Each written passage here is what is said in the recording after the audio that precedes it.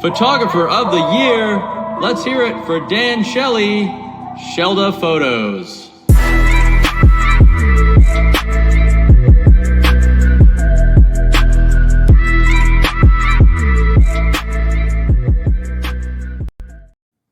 Hello, welcome back to another episode of the Shellda podcast, where today I definitely have a more of a different episode than what we normally do. Typically on this podcast, I work with guests that come on usually weeks in advance, and we go back and forth on questions and what they want to talk about. And so this is the first time I've ever had somebody on almost live as an event is happening with not a whole lot of preparation in it. But the reason for that is we just had from what I'm seeing on the news, one of the worst or devastating weather events in 2025 so far here in Texas. For those that aren't aware, we've had some pretty, I don't even know what the word to describe it is, incredible, I guess, strength, rain and flooding over the past few days. It's now Sunday night, so this would have been 24 hours ago. We just had insane rain that, one, I was caught in, which we'll talk about. And then two, we had my guest, Matt Crowder, one of the managers of a local field here in Texas called Texas Paintball. You were at a field and have a absolutely crazy story to tell. Yeah. So Matt, one, welcome to the show. Two, thank you for jumping on short notice. Like I think in the last 24 hours, you've been on the local Austin KXAN. You've been on USA Today. I think CBS has hit you up. Yeah, been all over the place. What a wild weekend for you. Yeah. Walk us through what happened Saturday morning, because I think from what I've heard through all the news outlets and talking to you pre-show, you got to the field ridiculously earlier than normal. Yeah. So walk me through all of that. So just that morning I had ended up just tossing and turning all night, so I just couldn't sleep, and I was just kind of on my phone, and I saw that one of my cousins was playing a game, and so I just hopped in Discord with them, and we were just chatting it up. And at that point, I was just like, okay, it's already 2:30. I'm just gonna go in now. Like I'm just getting my stuff ready. I'm gonna go in. And so we had actually had a scrimmage set up for Austin Oni. They were going to come out to our field, first time ever, and just run a practice against some of our kind of like guys who are getting into it, and then some of my other buddies. Just kind of give everyone a chance to get some field time. Yeah. And we were going to do like one of those X-Ball days that you were out there for. Yeah. And so I was like, I'm going to go out there, make sure all the field is perfect, everything's lined up, kind of just hang out before the day gets started. And so, I just kind of packed my things up for the day, headed over there. And then, I had taken Wednesday and Thursday off, so I didn't really know how bad our low water crossing is.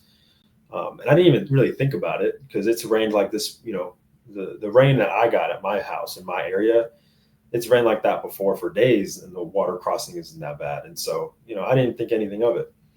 And so, I'm kind of pulling in and then going through that neighborhood. It was also dark. And so when I hooked that last left turn facing our water crossing, I had just both my front tires, just a big splash of water. And just for reference, it's about maybe 20 yards from where that was to where the low water crossing even begins. And So when that had happened, I was like, oh yeah, Texas is flooding right now. I should have thought of that. And so I back up, and at that point, I'm just like, well, we're definitely not opening today, but I might as well wait for the owner because he tends to come out quite early as well, and at least just talk to him. I haven't been in for a couple days, show face and just talk with him about it. Yeah. And so he ended up not coming, and I had waited for 30 minutes maybe, and I was just on my phone, and next thing I know, I look at my car, kind of just, oh yeah, I'm here, by the way. I just got absorbed in my phone. I look out, and the water had risen about another 5-10 feet up to where my car was. And at that point, I was like, I'm going to get my car out of here, and I'm just going to go home. Nothing going to happen. Dave's probably asleep still, whatever. And I ended up going out, and then as I'm kind of driving away, I was like, I'm gonna probably just keep an eye on this and just see how high it gets. More so curiosity kind of thing. And so I parked my car up by the main road, and I jogged back down. And by the time I get down there, the water is completely turned into just kind of like a resting, kind of where it was resting. It turned into basically a flowing river at that point where my car was parked. And we're talking minutes between those two events. Minutes, yeah, because I had driven my car up. I mean, it's only about 400 or 500 yards. So I drove my car up to where it was, parked it, made sure I had my phone, my keys, everything I needed, kind of, gathered my stuff, walked back down there. And then, by that time it had already started going crazy. So if you had not obviously looked up from your phone, it sounds like your car would have started to be flooded and you would have been stuck either in your car. I mean, I wasn't like oblivious. I was kind of watching, but I mean, Sure. like from the last time I had checked to me, just kind of being on my phone and remembering of like, I should probably check maybe. I mean, that was maybe like a 5-10 minute time span. And then just looking over, and the water wasn't like rushing under my car. It had just kind of pooled up under it. Yeah. And so, I mean, but regardless, if I had, what we'll talk about, if I had left my car there and went to go do what I did, then 100% my car would have been down the river in Lake Travis, 100%. Wow. That's crazy. And so let me back up a little bit. What time do you typically get to the field, like on a normal day? So on the weekdays, it just kind of depends what we have in front of us, right? Yeah. So like if I make a plan and just kind of shop work or clean air ball or do whatever, I'll typically get in around 10, 11-ish, kind of enjoy my morning a little bit. But on weekends, I try to be there by at least 6:30, 7 o'clock. Our staff shows up at 8. But sometimes it's just those mornings where I feel great, or those nights I get good sleep. I'll head out there at 4 or 3 o'clock and kind of hang out with the owner, Dave, and we'll talk and just kind of hang out till it's time to work. Yeah. Holy cow. So one, it's lucky you had one of those moments or mornings where you decided to get up and get in early. Talk to me about what happened next, because I think that's part of this story that is just unreal. And for those of you that haven't seen it yet, you could just search Matt Crowder's name on the internet at this point, and you're going to see articles of, Matt has saved a family, Matt helped rescue a family. So tell us about what happened next, and how did you just walk us through what you went from going back to seeing where your car was to starting to take in the bigger picture. Right. So basically, going back, it was seeing the car was not good where it was. And so I took it up, jogged back, and then slight concern kind of got in with the people's houses. And it was more so like, oh, there's no way the whole neighborhood floods. Kind of like a bigger picture, not just individual houses, while I'm kind of walking back and I see how bad the water got.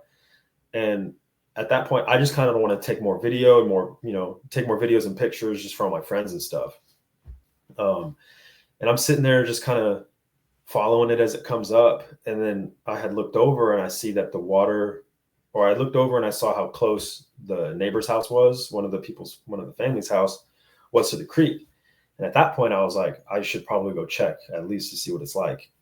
And I was walking over there, and then, I saw water kind of slowly start kind of pouring up from where the creek bed was, or like the general outline of the creek it was just kind of pushing its way onto their yard.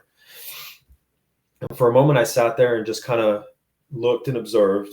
I didn't want to like do too much and, I didn't want to do too much about it. And then I'm kind of sitting there, I'm watching, and then, it just hit. It was like there was a dam behind their house and someone just opened it up. Don't know where it came from. And at first it was kind of sort of just a steady flow. Like the video I had sent you, it was like that. And then shortly after, 10-30 seconds after that, it was completely just not safe. And I had ended up calling 911, and they sent me fire dispatch, and they put me onto the fire dispatch. And I said, hey, I'm looking at this house. It's not looking good right now. The water's coming all the way around their house. Some of, the bottom part of the house is kind of coming out, or the water's getting through to the underneath of the house. I'm kind of worried. And dispatch said, well, we have people up creek. They're calling up the same thing. They're worried about it. We're having them just stay in their house. And, growing up with people who have been in the police and the fire department, like I get dispatched and like, they've told me their stories and stuff. And it's like, I get the being calm about it and the procedures you take, but they're also not there. They don't see what I'm seeing. Yeah. And so on the phone, I just said, hey, like, I really don't think this is a good place. And he started asking questions, and he was just kind of basically just having a conversation with me as the water's getting worse and worse. And so I pretty much just said, hey man, send help or not, I got to get to work. And at that time I had started yelling somewhere within that conversation. I had started yelling just to get their attention, so they knew what was going on. If they were the attention of the people in the house, right? Yeah, the people in the house. Yeah. And so first one that comes out, and at that point, once I said what I said to the dispatch, I had ended up just kind of running up, tossing my phone as far as I can down the street, and because I didn't know what I was going to get into, because at least I would have that saved. Yeah. And so I ran back, started hollering out, and the first thing there was a kid. And, that's not the first person you want to see out that door, hoping it was either an adult or somebody, but it was a kid. And, a 12-year-old boy seeing his front yard turn into a raging river at 4 a.m. He didn't really say much, so he just kind of stood there in shock. And I said, go wake everybody up. And then the mom came out, and same thing. I mean, you wake up at 4 a.m, fresh out of sleep, and you just see what you see. And so she was kind of freaking out. She was very just panicked about it all. And yeah, I don't believe she saw me. I think she just, saw what she saw. And I was yelling at her over and over again, trying to get her attention. And she finally sees me, and she kind of locks onto me. And she, what do we do? What do we do? And I just said, wake everybody up, make sure your head, go check the backyard, go see if you can leave out of the backyard yet. Just because from where I was, it looked like the left side of their house hadn't taken on too much water yet. But she had ended up going back there. She came back and she said it was completely flooded. It turned into a lake is what she had said. Wow. And then later to find out all of their property, all their stuff they had kept back there was completely washed up against the house. So even if they managed to just get out the door, it was still super unsafe to navigate through all of that stuff. And so at that moment, I'm just trying to think of a game plan, seeing that it was 4 small children, an older man, and then the lady, all with dogs, by the way. Every single one of them had a dog in their hands. I was like, oh, great. It's like a scene from a movie at that point. Dude, yeah. And at that moment, I was just told them, hey, we got to get moving. I don't trust the house, because the house started making noise. It was like a low creaking noise, and I heard kind of boards snapping. And I just didn't know what it was. It could have been anything, but I didn't want to take the risk. So I just said, hey, let's start moving this way. Yeah. And at that point, the water was about knee high. So it wasn't too concerning yet. The house floating away but to the kids, knee high to us, that's almost waist high to them. And so, and if you're a mom trying to carry those kids too. Yeah. Yeah. And so, and then, no, kind of back to what we had talked about earlier. I wasn't even at their door. I was about 20, 30 feet away, just because I not knowing, and I've never navigated before, so I didn't want to take the risk of just walking up to their door. I didn't know what it was like. So I had, instead of knocking on their door and being right there with them, I kind of stayed back, and I had shouted for them. And so I was separated from them. And that reason being I was so far is just I didn't want anything to happen to me, because if I got trying to talk to them, and they would never have found out. And I had later, they had told other people that they were just completely asleep. They had no idea.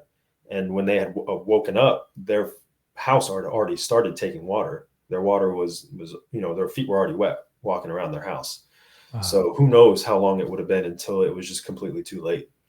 Wow. And so kind of going back to that, my buddy Skylar Molina, this is kind of funny. He had texted me this. He said that was kind of like a paintball spotted, just mindset kind of thing of don't die with information.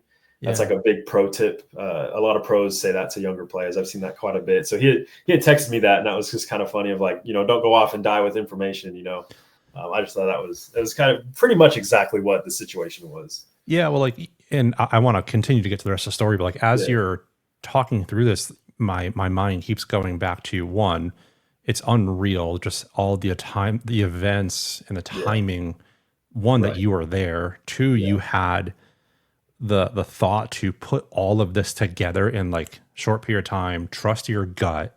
Mhm. um I can't help but think like some of that instinct like has to come from paintball, It because has we're to, man. And we're like, I'm glad you doing. said it, because talking to so many people about this who don't get paintball, or just my buddies who haven't like been a tournament player, like they don't get it. Like that, you tell them that, and they're just like, okay, like that's, sure.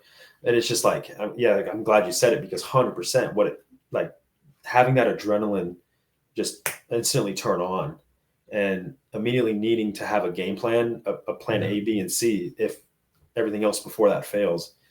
And it's like, it definitely, the feeling that my body was overcome by just felt like it was the closest thing I could relate it to was being a paintball player. Yeah. Like being in the Snake 50 alone, or like just all those chaotic thoughts and just the processes that you have, the processing you have to go through in your mind, like all that stuff. It just felt completely the same. And Yeah. of course, I wasn't like thinking of like, oh, this is kind of like paintball, but it's just like the feeling that looking back on it, that same rush of energy, and Yeah. how my mind was turning its gears. It just felt like, yeah, it was very close resemblance to all of that. Yeah, that's what I thought of like when I saw your name pop up associated to this. I'm like, oh, this one, I didn't think that you had like a military or any type of like firefighter background.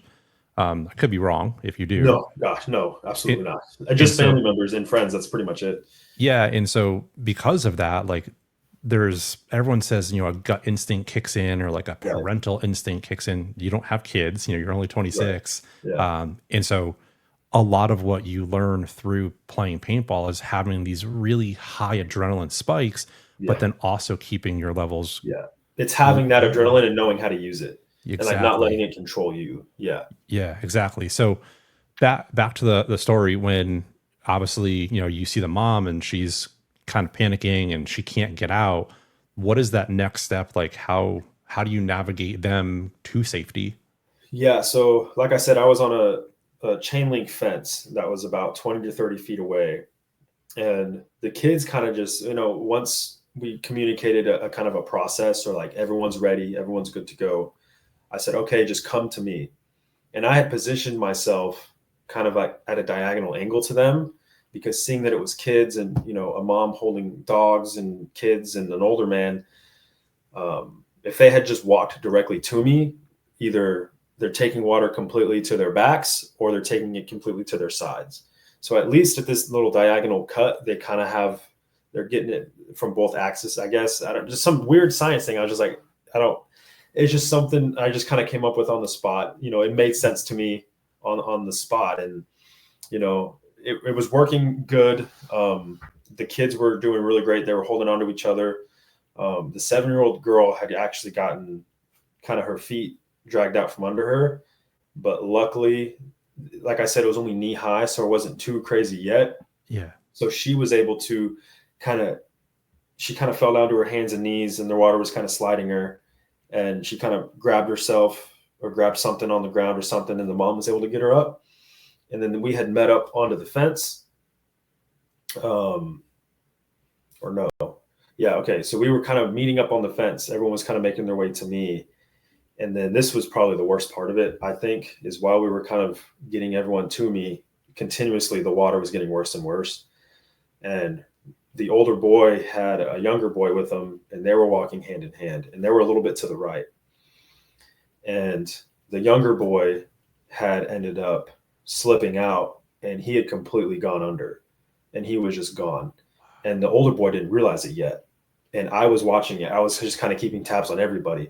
And I had seen him slip out of my peripheral, and I had looked, and the other boy was still walking towards me. Just didn't know that happened. Wow. And he had ended up sweeping. He went under for a little bit, and then he came back up, and there was the family's car was parked kind of farther towards the street. And he had ended up hitting that car, going into that car. And then he had kind of stood up, or not stood up, he kind of sat up, and he was slowly sliding off of the front of it, because he had hit the front driver's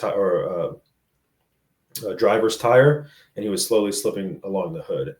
And at that moment, I had pointed to him, to to the kid that was slipping, and then the older brother turned and looked, and he had ran and grabbed him.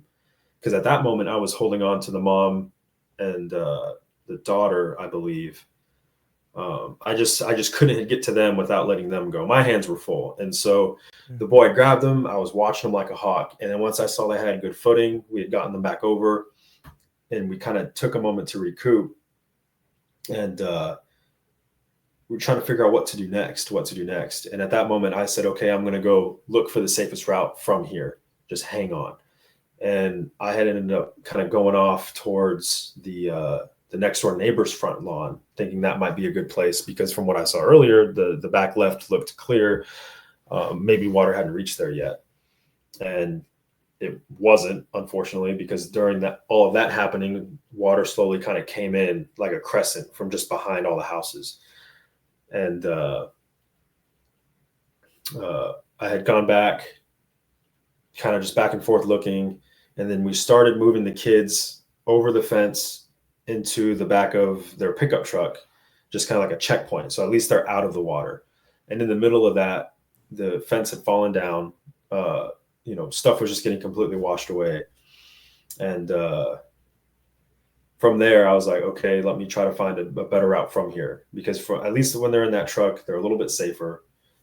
So I spent a little bit more time, and I found a pretty decent route, and I took the oldest boy and got him there first. And I said, you just hang out here for a second. I'm going to grab the two other youngers, and you're going to take them up to safety. You're in charge. Because where I left them, the water wasn't too bad.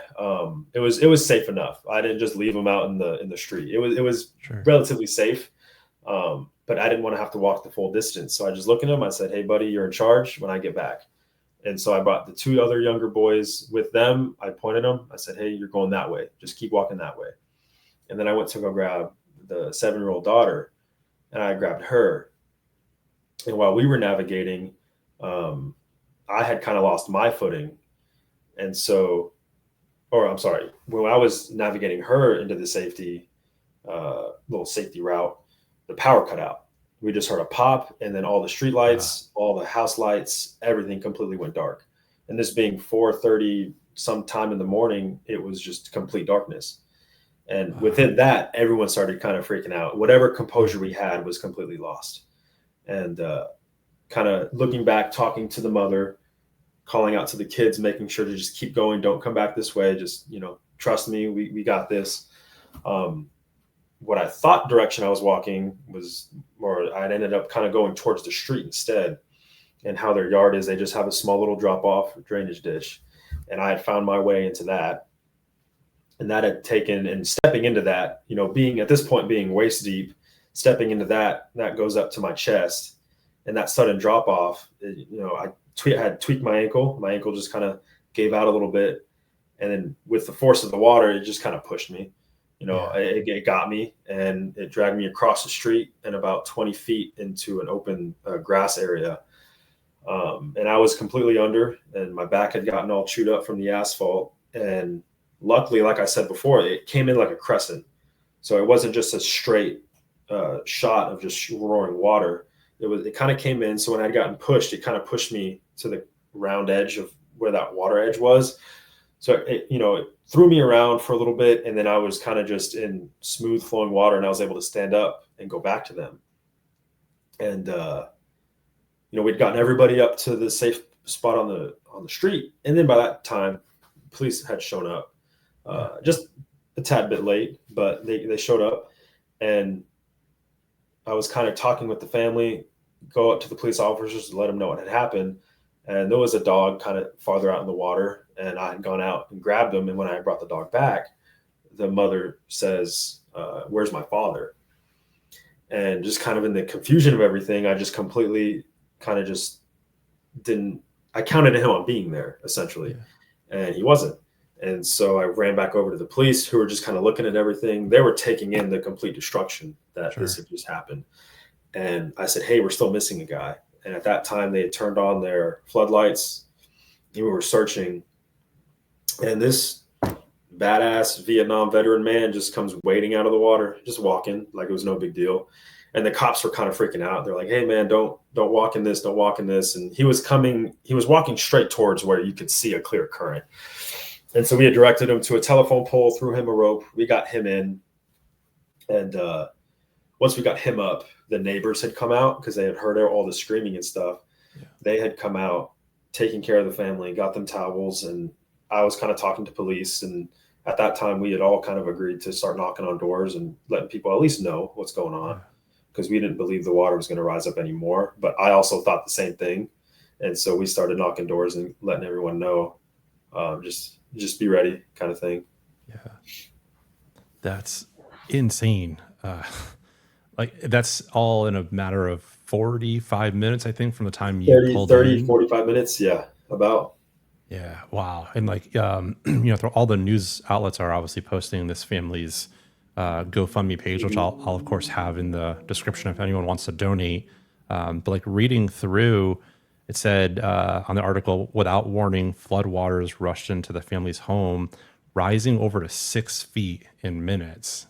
That was, I believe they might've been talking in their home, because from our low water crossing to where Dave, the owner, was the next day when things had calmed down. Yeah. He was maybe halfway from where my car was parked to the low water crossing. So the water had dropped drastically that day once everything was over. And the owner was kind of sitting a halfway point, and he said, "Oh, if it was here, it would be 22 feet." And so looking at that, and then like looking back to where everything had happened, I mean, that had to have been, close to 30 feet. Like, it was incredible. We have never seen anything like that. I mean, it flooded back in 2019, but it was nowhere near this bad. But just for it to reach that far up the street is just crazy to me, with force too. Like, it's one thing for it to kind of flood into it, but for it to just punch through is just something we've never even comprehended that could happen. Yeah. I mean, from people that have experienced anything with water, water is one of the strongest things out there. And until you actually experience a wave or something that you experience firsthand, it's just so hard to put into words. It really is. Yeah. So obviously this was yesterday and you've, I'm sure, been on just straight adrenaline since that. Yeah. Every time I go back, I'm kind of just kind of robot almost. They're just looking at everything and just still being on edge about it. Yeah. Yeah. Gosh. Talk to me about what you've learned from this whole entire experience. Oh man, that just like definitely trusting your gut instinct, and that, like learn about myself, I guess is what your question is. Yeah. Like, I mean, we'll dive into like, some of the media stuff, but like you going through this event, like what has it taught you about yourself as a person? Okay. Definitely that, like, because you could either watch movies or you could talk with your buddies of wild scenarios and you think, oh, I could be ready for that. And, I'm kind of one of those guys of like, I'm sure of what I'm capable of in terms of certain events and certain situations that you might find yourself in nowadays. And I've had that conversation 1,000 times with my buddies. I'm like, I'm ready for this. I'm ready for that.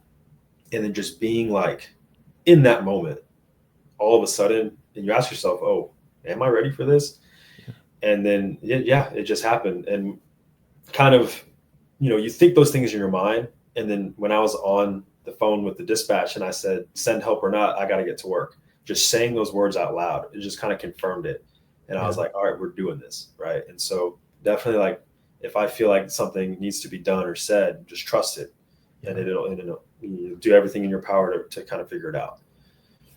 Yeah. I mean, what you just described, what is essentially a script of a movie. Right. Like you've seen it so many times where like the person's at the right place at the exact right time. And if they weren't there, catastrophe worse would have happened. Right. And I think there's reports, and it may be unconfirmed, that this family's house, one of the kids' walls like started to cave in and push in at some point. Yeah. So one of their walls had ended up taking severe damage. And so, water was just punching straight through. And, at first, after everything was done, I'd seen their house and their condition. It had shifted about 5 feet off of the foundation. Parts of the house had just completely the back porch which was directly connected to the house, was ripped away, and the front part of their front porch that they stood on and the roof of the porch was gone, and the roof had caved in. And so seeing that and just thinking, okay, well, if they just stood in their living room, they would have been okay.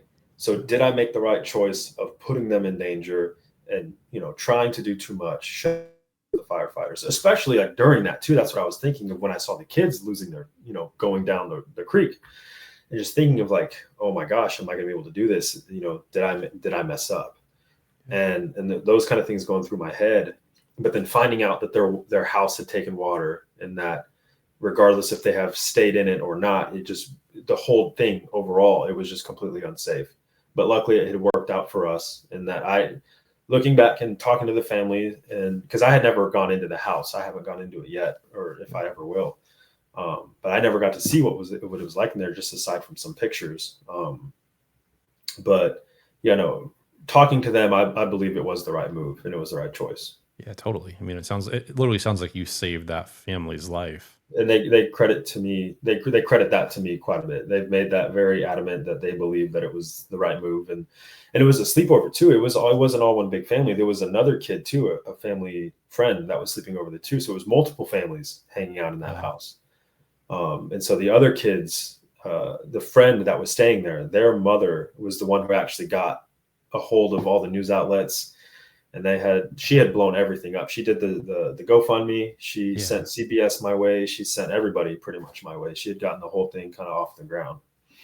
Yeah, because I mean, looking through this GoFundMe page, it sounds like they obviously lost everything, and it sounds like they also didn't have flood insurance, which is very unfortunate. Very unfortunate. I don't know what time this was posted, but they have a goal of $100,000, and it looks like they're already at 53,000. Like that just goes to show, the community of people. It was posted, I think, just within hours. So people are stepping up in a big way. Yeah, that's unreal. Has that like actually set in yet? Because what you experience, obviously, going through that event is a once in a lifetime thing for some people, but then to also say, hey, I saved not just one person, I saved a whole entire family's lives. Like, has that statement actually sunk into you? Yes and no. Like, I acknowledge the fact that I did it, but I think the weight of that hasn't quite hit me yet. Yeah. After the fact, once they were transported out, and once my job and the officer's job was completely over with, and I could freely walk away with no worry of anything, I had a little moment. I kind of just sat down and appreciated everything. And, after that adrenaline wore off, it just kind of all hit me at once. But other than that, I think just like, the weight of those words, I don't think truly is quite sunken in yet. Yeah.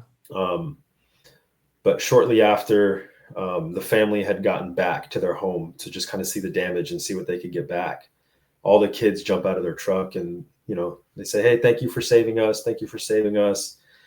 And then they just started, they're kids. They don't understand the full impact of this. They don't absorb that, the condition of their house and that their car is gone and all these other things.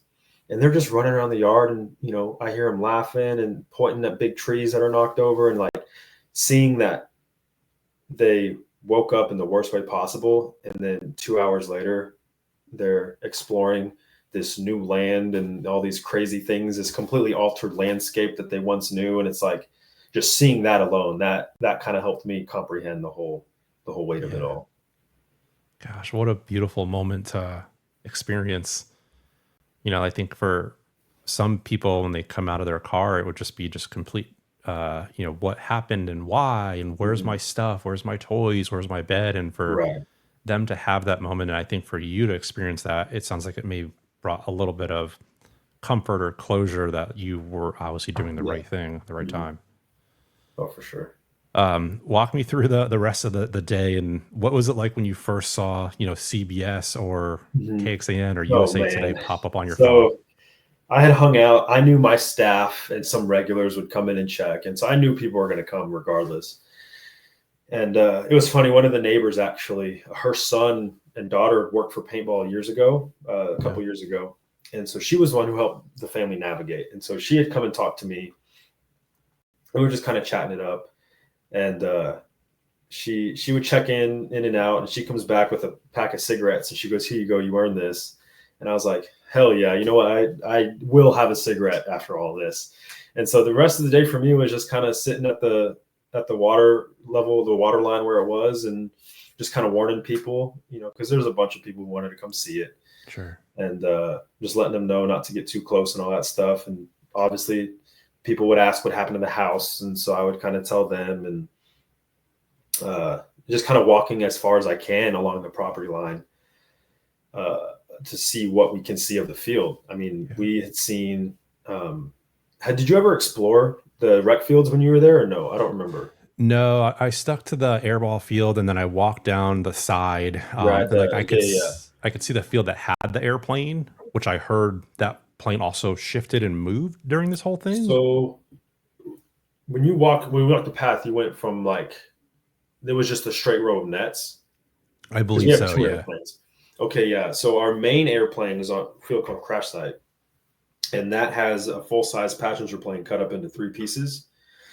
The only piece that we know of is the middle section, and that is up against a tree by the entrance.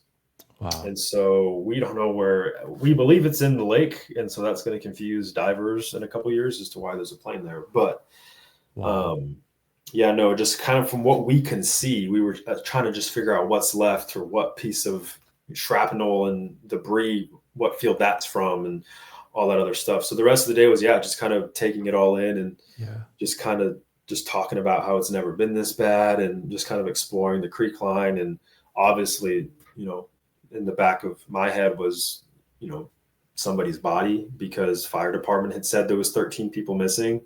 Yeah. And so that kind of was in the back of my head, and you'd see shoes, and you'd see pieces of maybe somebody, clothes or something. And just it was just kind of just doing as much as you can to help, kind of thing, because fire and EMS were just all over that street. Yeah. As you're describing this, I'll bring up some of the pictures that you sent for the viewers that can see just the insane damage that this water did to the facility. Yeah. And for reference, those two, I guess Vietnam here, that is so far away from the creek. That is, I would say maybe 80 yards from where the creek bed normally is at a decent flow. Wow. Most of the time that creek just trickles. It doesn't get a lot of flow. You can't go off swimming in it all the time. And so, from where that creek usually is to where that is on that picture is just crazy. And for it to be strong enough to wipe out our fields is just completely insane. Yeah. It's just the damage that was done. How many fields did Texas Paintball have, and how many of the fields were damaged by this? So we had 10. So we have Crash Site, Vietnam, Normandy, Trenches, and Hyperball. So half of our fields just completely wiped away. Yeah. Wow. That's just, it's hard to fathom just how much damage was done during this.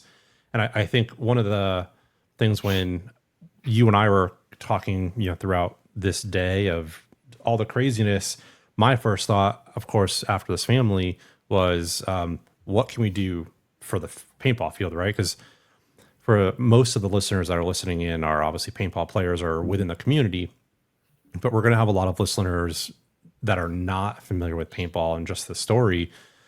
A paintball field on a weekend is literally a sanctuary for paintball players. It's a place as an outlet. It's a place of where you can go and just hang out with friends. It means so much to so many people in the Austin area, and of course other paintball fields in the world.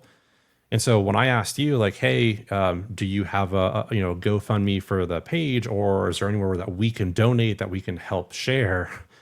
You were like, no, we just want to work hard and work as fast as we can to get this place back open. Yeah. We just want to see people out there, even if it's just 4 fields, right? Just come out and play. That's all. That's just what we want to see. And just all the chaos and the unfortunate events going on. And it's been slow for us too. We haven't been seeing the numbers, mostly just because of the heat. And so just anybody at all. And we were looking forward to the scrimmage just because I think we had 12 people on reservation for that day. And just having people at our facility enjoying paintball. Like that's all we want. And so once we get the bridge fixed, just that's what we want. We want people to come out and just play and just be out there with us. Yeah, that's just, I mean, that just goes back to one, you're obviously a hero. So like, please feel that you are a hero from this whole entire event. And if that wasn't good enough, to be able to have the fortitude to say, hey, you know what, we actually aren't going to post a page asking for donations. That just speaks so much volume for you and your staff that you want to take this kind of grassroots approach to build it back up. And I think that's just, there's no words that just describe what type of person you are, that you're taking that path. I appreciate it. Yeah, I mean, the way I look at it is this is just a fresh start, because all of our regulars and our airsoft crowd too, you know, they always say we love coming out, but can you do this with the field? Or when can we move the plane a certain way? Or think about moving the helicopter and stuff. And, you know, they love the fields and they love playing them, but it's just this, you know, eventually it gets to the same thing over and over again. And you can change the game modes. You can come up with different ways to play it, but you know, you're playing the same spots over and over again. Sure. And so, you know, we're finally going to be able to give them that. We had a lot of help from Mother Nature. So, you know, it's unfortunate that we had lost a lot, but this is going to give us a chance to kind of properly build up and maybe come up with a way that we can build a field a certain way. But if we play it a different direction, it's a completely new field. Yeah. And so that's the kind of approach that I kind of want to go at it. Me and Chad, the general manager, have talked about those same things. Dave, the owner, he's always open to kind of any suggestions me and Chad has, because he knows that I've been playing out there since, you know, I was as young as I can remember. And so I know all the spots. I know the land really well. I now know how people play paintball, tournament or rec or rentals, you know, everybody together. I know how each individual group plays. And so that's kind of one of my other roles out there too, is he'll come to me and say, hey, what should we do with this? Or can we change that? Or should we add something here? And so this is adding a lot to my plate here. There's going to be a lot of creativity and a lot of fort building in my future. Yeah. Yeah. I still can't get over the fact that your team, you know, lost half of your business, and you're already looking at like the positive side of it of, hey, this is a great opportunity for us to make this better. Like, it's crazy to hear how you're processing this. I'm in awe of you, and I'm very proud to know you and have you in the paintball community. I think we definitely need more people like you. So thank you for sharing your story and just talking about what this whole crazy events have led up to. And the wild thing about this, you know, I've got a Discord, you know, where I've got some folks that support the Patreon, and I think just this week, it was Tuesday or Thursday, somebody was like, hey, I heard Texas Paintball is looking to, you know, change one of their fields to be like a NXL regulated size field. And it just created so much excitement of people were excited to like, hey, now we can finally go there and be a little bit more productive. And yeah. And so it sounds like this is going to, you know, potentially put that into faster motion. I mean, I think it was very hard getting the owner on board with making those changes and implementing an air system onto the field. And, you know, because if he's doing something, he wants to do it right. So he'd have to figure out a way to build a pit space and just make tournament players comfortable and give them everything they need. And so that way we can check them in and then they have their space. We don't have to micromanage them or go down there for whatever reason. We have our tournament staff member down there, and that's all we need to do. And so, you know, he's going to figure out a way to make that possible through any means of construction and all that stuff. And it was very hard getting him to commit to that project. And then just 4 days ago, he had said we were actually redoing the net because the net was damaged. And he just goes, is 20 feet all we need? And I said, yes, sir. He just kind of looked and walked away. And then later that evening, Chad had called me and said, we're doing it. And I was like, okay, very interesting. You know, I'll start letting some people know. And then this happened. And so I could only imagine how long it's going to really be until airball is a priority again. Because at the end of the day, as unfortunate it is for our tournament guys, the few guys we have out there, the two teams and myself and some of our regular guys that come out, you know, paintball is is the recreational. That's where the money comes from, right? The rental parties and Keeps that the doors stuff. open. And so we got to get those right, and we got to get figured out, because our biggest thing is if people decide to spend their money with us, we want to give them the best possible option. So we're going to do a lot of renovating and, of course, clean up and stuff like that for all of our fields. So that way they're not just playing out in sticks and whatever's left after a flood. But and making sure it's safe too, as I'm sure with all the stuff that washed up. It's going to be quite a project. Yeah. Man, well, I can definitely assure you, if or when the airball fields do get up in their regulation size, I know at least 5 or 6 teams in the local area that will gladly jump over to Texas Paintball and make it their home field. Yeah, I've heard quite a bit of a talk, and just kind of through networks of what that would look like for us. And those are even, I kind of ran some numbers too of like, what if I hosted, even just now with what the dimensions and bunkers I have now, of like, what if I just did an invitational tournament, no APPA or PBLI, just kind of personally check the rosters. If I did an 8-team, 10-team invitational tournament, I know all the teams, I know all the players on the teams, and just kind of see where it goes. And I ran the numbers. I did the paint, the entry, the reffing, the score staff, just everything. And it, tournament paintball can make profit. And the owner is a man, you got to come with him with a plan and numbers and show him that it works. And so, I have no doubt it'll get to that point. It's just going to be a minute. It's going to be a long time. Yeah, for sure. Well, it'll be an exciting day for when that happens, for all the tournament players in Austin. But for all the rec ballers out there too, that come out to your field on a weekly basis, I'm sure they're going to be excited to see it reopen when it does. Yeah. I know for sure people are going to see this and they're going to want to help out in some way. So where can people find you, whether they do want to help out monetarily or with donations of like time to help, with you're going to need man hours, I'm imagining. So where can people find you to get connected with you? Just either send the Texas Paintball Instagram a DM and just saying, hey, I'm willing to help in any way. For right now, we've only been able to get about 3 people actually on property through a back entrance that is still pretty unsafe. So we're looking to kind of get a game plan together soon, because most of the work is going to be using skid steers and heavy machinery. But the small stuff of either light power tools or just using your hands, stuff like that is just going to be, that's the biggest investment that we're going to do, is time out of everything. And so, if anyone wants to help, just send the Texas Paintball Instagram a DM saying you're willing to help. And I'm kind of keeping it an organized list, because I've had countless people, Facebook, text, just any source of communication with me, someone off those platforms have reached out. And I'm kind of losing track of everybody. So just the Instagram, just straight to the DMs, and I'll be able to kind of organize it. And when we do have a battle plan together, I'll send out just a mass, call to arms, come out, bring your shovels and pickaxes, get to work. Awesome. Yeah, I'll for sure have your contact information in the description below too. So for anyone that is on YouTube, you'll see, Matt's information below. And if you are listening in, I'll try to make sure I have the contact information on Spotify and Apple Podcasts too. My goodness, Matt, the world is lucky to have you. Not only just the world, the Austin community, the paintball community. Thank you for what you did this weekend. I've always heard right place, right time, and you are living proof of the right place at the right time. Mm-hmm. I think it comes down to the second, honestly. Like, it was really it was that definite for sure. Unreal.